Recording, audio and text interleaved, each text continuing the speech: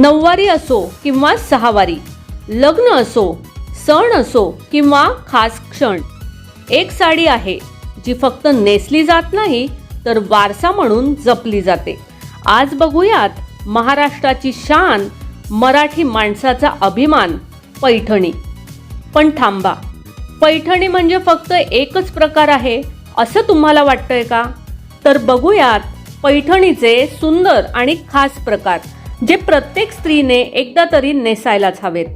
नमस्कार, मनभर पैठणीमध्ये तुमचं खूप खूप स्वागत आहे. शुद्ध रेशीम, अस्सल सोन्या चांदीची जर आणि हातमागावर विणलेली कला ही आहे खरी पैठणी. पैठण गावातून सुरू झालेली ही कला आज जगभरात प्रसिद्ध आहे.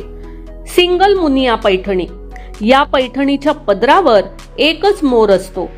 साधी, एलिगंट आणि डेली वेअरसाठी परफेक्ट. डबल मुनिया पैठणी. पदरावर दोन मोर एकमेकांकडे पाहताना विणलेले असतात.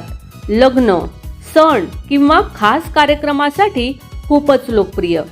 मोर बांगडी पैठणी. पदर आणि काठावर मोरांची सुंदर रचना खूपच रॉयल आणि पारंपरिक लुक देते. ब्रोकेड पैठणी. पूर्ण साडीवर जरी काम असते. जड, श्रीमंत आणि लग्नासाठी अत्यंत खास. पानपाटा पैठणी. पानाच्या आकाराचे डिझाईन काठावर असते. ही पैठणी सौम्य पण खूपच ग्रेसफुल दिसते. नारळी पैठणी. नारळाच्या आकाराची नक्षी नववधूसाठी शुभ मानली जाणारी पैठणी. पैठणी ही फॅशन नाही, ती भावना आहे.